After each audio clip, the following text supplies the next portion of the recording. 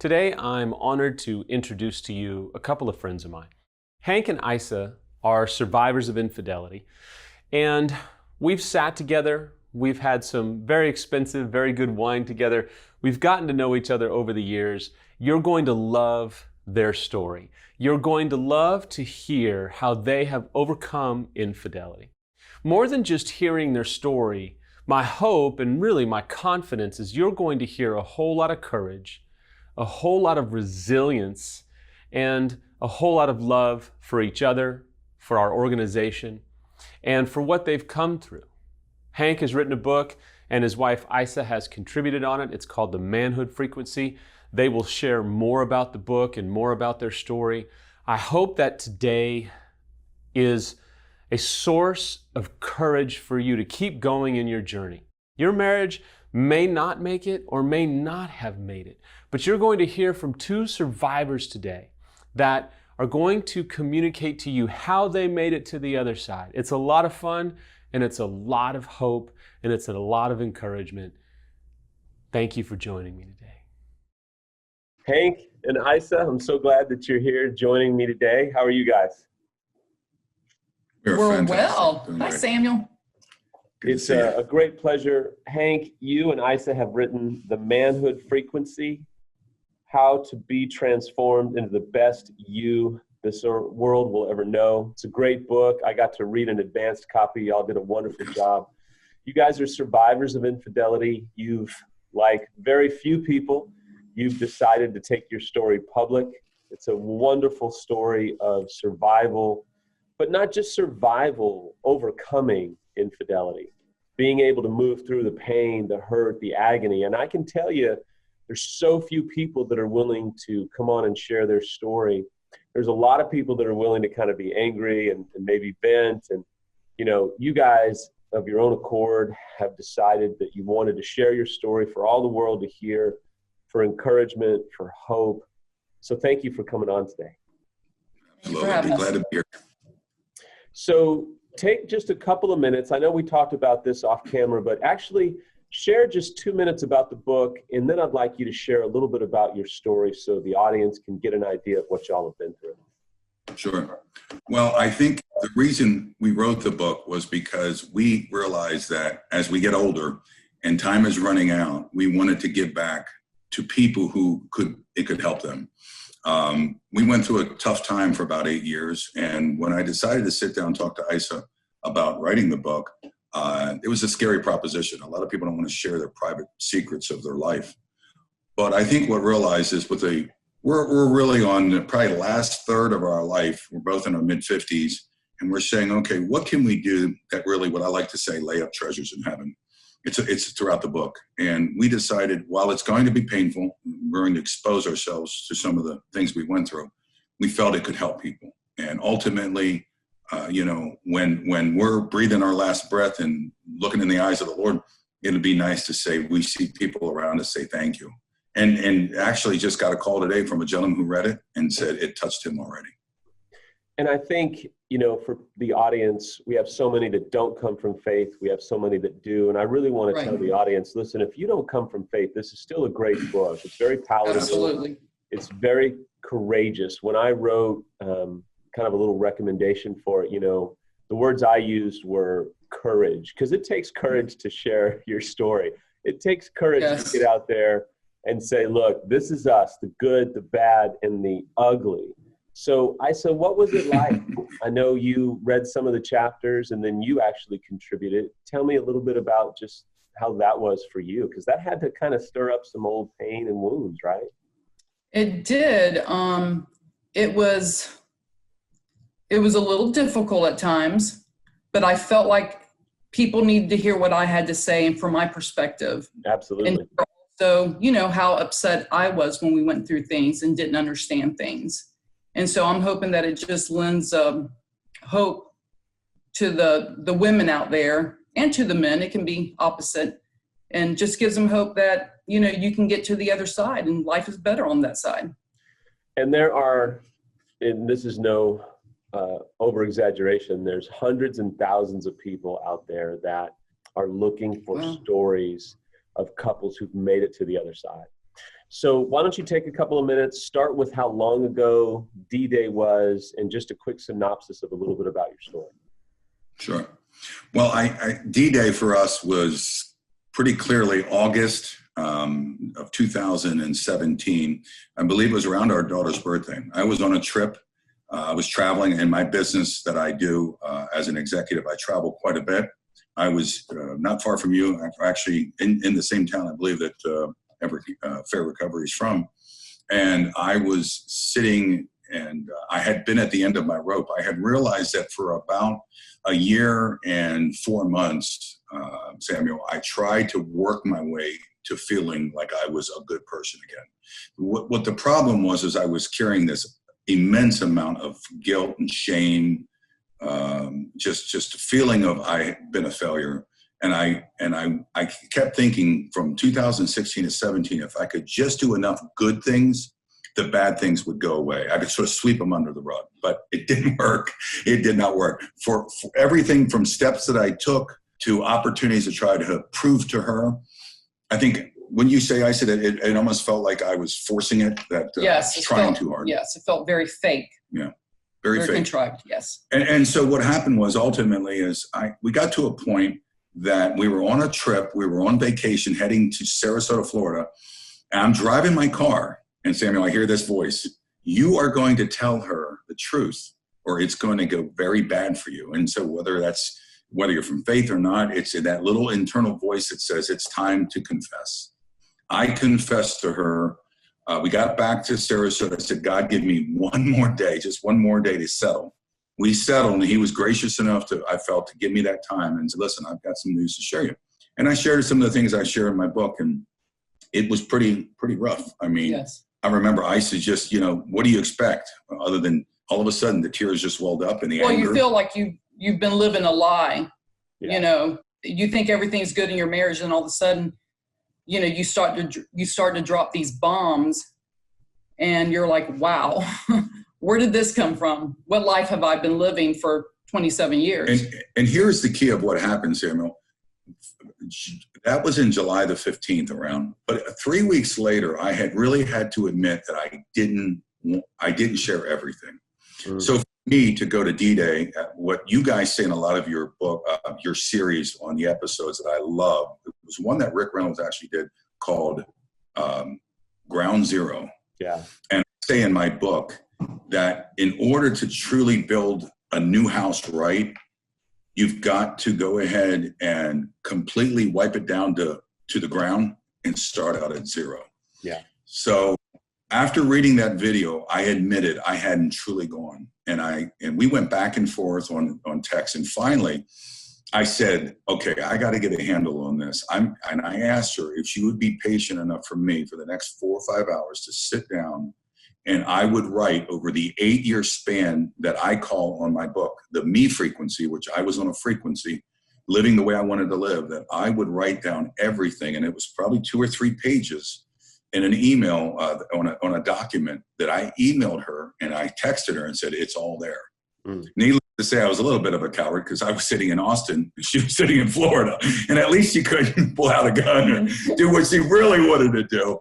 But the good news, it was at that moment, the question you asked, when did we really get to that point, to D-Day?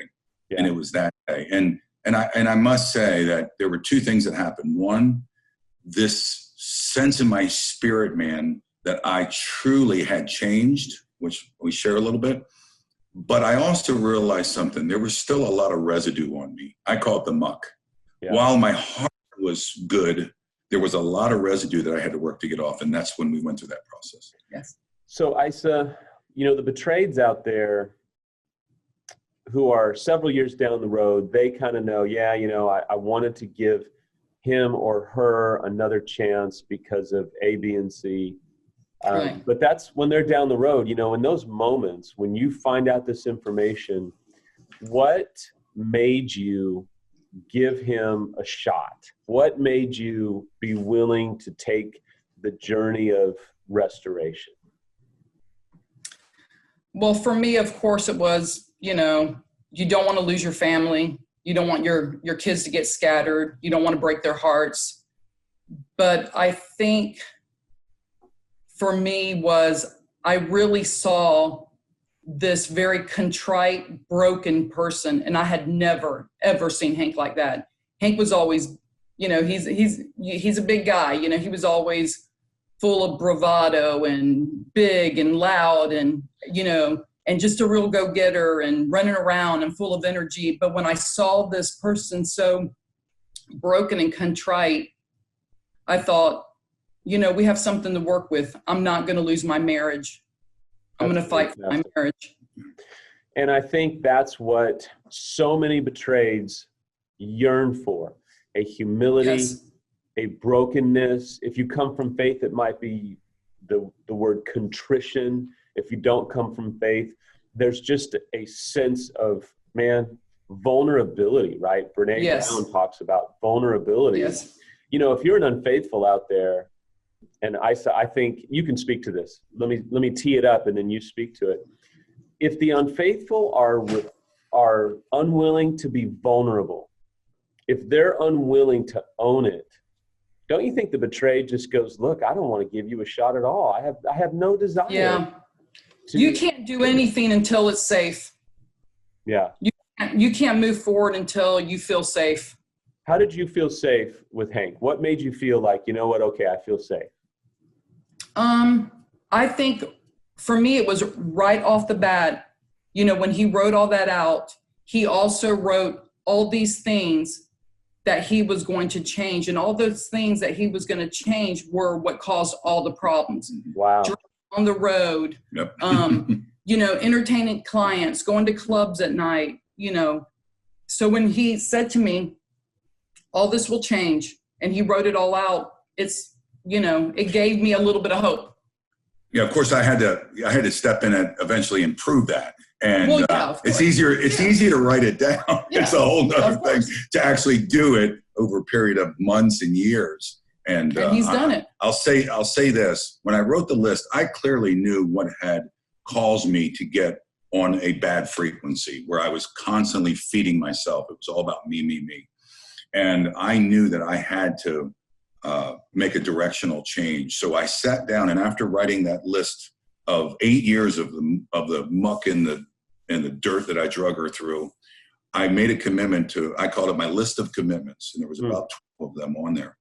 And one of them, let me stop you and say, Yes. I love that. I love that. If you're an unfaithful out there, listen, take notes. We didn't even talk about that off camera, but Hank, I love that. So run with that. Your list of okay, commitments. all right. Good stuff. So it was really what helped to set me free. It was a list of commitments. What I used to love to say was, it was my gift to her back that I was going to be a changed man. So I can't recall exactly the entire list, but one of the interesting ones was funny. It's not funny because it's so obvious to most people that if you're on a business trip and you go out to dinner and you drink a drink or two or three or four, pretty soon what happens is your inhibitions, you know, are removed. You're not going to stand strong. You're going to give in to too much temptation. And then when you have clients that want to go out to a dance club or somewhere, you're now putting yourself in a bad position. I made a commitment to my wife that from that moment forward, unless she was with me, I would not be drinking alcohol. I would not drink alcohol on the road. Now that may not be for everyone. Maybe some people don't have that issue, but for me, it was an issue. Another interesting one, some of the things, being a competitive weightlifter over the years, bodybuilder, living in the gyms, as you well know, I've done. I was always the Mr. Gregarious guy. Oh, I can talk to anybody. I'm everybody's friend. Well, that's not appropriate. You know, I needed to draw that line. And so when I go to the gym now, I don't talk to women. I don't go up to women, have conversations with them. If they ask me a question, I'll be polite, kind, and respond, and be a gentleman. But it's all really about those list of things that would honor my wife. And I'll tell you, it at first, there was still a lot of me as I was driving towards becoming a different person. But slowly and surely over time, the residue that was on me began to sort of wash off by all the honoring of my wife. And as that happened, I began to become a different person. And I love what you're saying, because essentially what you're saying is you were willing to do whatever it took Yes. to get Aixa back. And, you know, that's true. The residue, I mean, you know, you can have these aha moments. You can have this moment of great clarity, but you're not changed like that. No, you have to walk it out. Yes. So, Aixa, in terms of this list of commitments, what did it do to your heart when you saw those, read those? I'm sure part of you was like, here we go, another bunch of empty promises. But I'm not hearing a lot of that from you. I haven't heard a lot of that from you when we've sat and had dinner together. But what did that do to your heart when you read those lists of commitments? Well, number one is it broke my heart that we had to even do those lists of commitments. You know, that we had, you know, that great point. That's a phenomenal point. Was fractured at that point. So that part broke my heart, but it gave me hope. It made me happy, you know, to think, I don't want to cry. Do it. But to think that, you know, is he going to do this? It gave me hope. I don't know how to explain it any other way, but it just really made me think, wow, if he can do this, we're on the right road to recovery. We're going to make it. Because up to that point, like everybody was dangerous, especially females. Like I couldn't, it was horrible. Everywhere I went, I was like, why is that person looking at it? Because, you know, he's a big guy. So everywhere we went, people were handsy and I'm Cuban, so I'm all about being affectionate, but it was crazy. It was like everywhere we went, it was like, people were like, it was the weirdest thing. It was like people were a magnet to him. And it just really just caused a lot of problems. And it just made me feel like everybody was dangerous. Can I chime in one thing on that? I have to say one thing. You might you might be Cuban and very affectionate, but let me tell you, I bet you throw hands in a heartbeat as well. So let's just don't be touching my man. Let's keep it real. I will kick your butt. Listen, if there's one pillar to everything I do, it's authenticity. So I love the fact that in one sense you're tearing up, crying, and in another sense you're about ready to throw hands on somebody. Yeah. So Hank, what were you going to say? I think that, you know, when she says that she was hopeful for a change, I think there's a part of me that wanted to make that change. And so therefore I made that list of commitments. But it was a process that I think what I was going to say was this. When she said I was a magnet towards people, I caused that. I want to be sure to make sure everyone clears something. The greatest freedom I ever received by going to ground zero was the admittance that never in my relationship, at least in ours, can I point the finger at her for the most part and say anything was her fault. The greatest freedom I got was when I realized I could accept the fact that all of that magnetism was my own doing. I would walk around thinking I was the greatest thing since sliced bread. I would talk to people, well, what's wrong with that? You know, I'm just being friendly and gregarious. No, I was on a frequency that I wanted other people to attract to my frequency and draw them in. And so, you know, while she had been frustrated and angry at those people that were coming my way, the reality is I was causing the problem to begin with. Yes. I call that being a me monster. And we so often, as human beings, we can be like that. But as unfaithful, we are the epitome. I think unfaithful spouses like ourselves are the epitome of me monsters. Yes. We make life about us.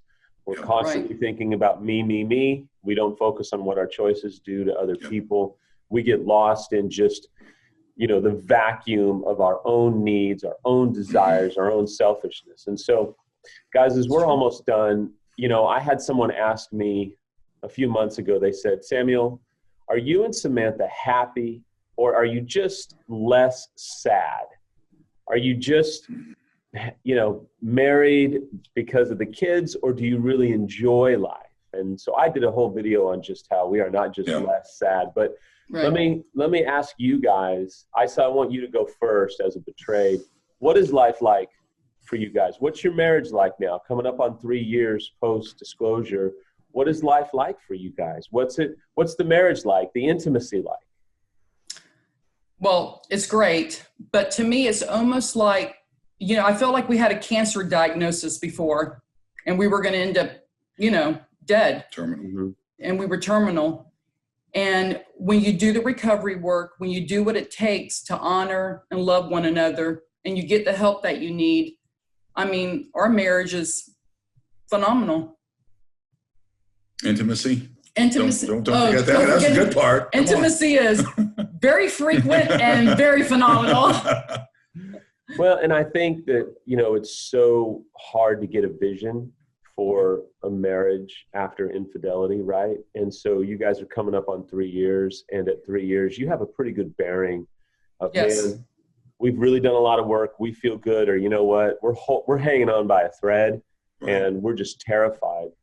Hank, how are things for you, right? Like, the book is cathartic, but, and now still being an executive and being an unfaithful spouse. We live a different life, just like the betrayed does. We're an unfaithful. We carry along on our shoulders that sense of, hey, I've blown it. I know what I'm capable of if I don't have my list of commitments and if I don't stay true to those commitments, right? Yeah, you're absolutely right. And I will have to say this, that as much as I thought in the first 20 years of our marriage, we just celebrated 30 years of marriage. In the first 20, as a family raising 4 beautiful kids, I didn't think life could get better. But when I went in that dark time for 8 years and then came out of it, almost 3 years ago, I said to her one day when we were sitting, I said, this is going to sound crazy. You might be shocked by it. But I think my marriage now is better than in the entire 27 years of our marriage. She goes, how could that be? I said, because I have now recognized how broken I was the entire time. But now that I'm set free, because I love getting up and making my wife tea, taking the dishes out. You talked about just the consistency of taking trash is a little gift you give your spouse. It's those little things. I wish you could see our backyard, and we hope you and your wife come out and see us. But in the backyard, it's the entire backyard with pavers and fountains. It was something that I did as almost like my gift to her. And she could see, this is not a guy rushing to the beach or the gym. This is a guy who's staying home here because he wants to be with me. I want to be with her every day, and there's nobody else in this world I'd be with more than Aixa. I just love it. I have people give me a hard time when they hear me or other couples say, oh, your marriage is better than ever before. But I mean, you've just said the truth. There's no way around it. And when you've stared into each other's eyes during the best of times and the worst of times, and you've lived through it, and you both have done your work. And we didn't talk much about this, but when we've had dinner before, and as I've gotten to know you both, I can just tell you how proud I am, because both of you have done your own work. Because if you don't do your own work, you can't, as a betrayed, sit and let all of the marriage hang on the work of the unfaithful. And if you're an unfaithful, you can't just sit and let all the marriage be done by the betrayed. Exactly. You both have to do your own work. And no matter how magnificent you are, no matter how committed you are, if you don't do your own work, man, the marriage flops. It does. So, man, this has been so fun. So in the last couple of minutes, tell our viewers about the book. Where can they buy the book? Tell them just a little bit more about your experience writing it. So we started the book in the beginning of last year, and I finished it around March of this year. It can be found on Amazon. It can be found on Audible. That was an interesting one. If you ever have never done an Audible, everyone said, well, you guys need to find a narrator. I go, are you kidding me? Narrator? We went through it. Who's going to be able to read it better than us? Right. So if anyone wants to hear crazy Aisa's voice on the phone telling it like it is, there you go. You want to get the Audible. Hey, Samuel, we jumped that rope. Yeah. And so I'll say this, We put in that, the and interestingly, I pulled it up, and I just love to see that, people can get a copy and enjoy it. It's funny because you can find it on Audible, Books and Noble, Amazon. You can find it on Google Books. And it's great to see people who've already written reviews and have really changed their lives. I love it. And I would encourage anyone, if they write one and they want to reach out to me, they can do that. Tell me how much it's changed their lives. The greatest joy we want to see, and I know you do too, and everyone at your staff want to see lives change for the better. And we're here to do that. So thank you for the opportunity to tell people about the book. It is called the Manhood Frequency, and we're hoping it can help people. Guys, you've just been a breath of fresh air. You've been a wonderful interview. When we get on the other side of this lockdown and the country is really open, I'd love for you guys to come into the actual studio. We'll talk more. Coming back. You know, I'll tell you this, Hank, big, strong, lift cars at a single bound. Let me tell you, Aixa, there's some power in you. I love just the... Don't forget the petite part. Yeah, and the petite. She likes that part. No, I'm just teasing. Petite and powerful. I love there you the go. vulnerability today. I just want to tell you, the betrayed spouses are just going to resonate with being 3 years out, but still being able to tap into the emotions of what you felt and what you feel now, right? It's that pendulum of, man, that was awful, but I'm so grateful now. And that was horrible. Yes. But I feel so fulfilled despite the rug being ripped out from underneath you. So guys, I can't thank you enough. I'm so glad that you came in. We'll have you in the studio soon. Thanks for coming in.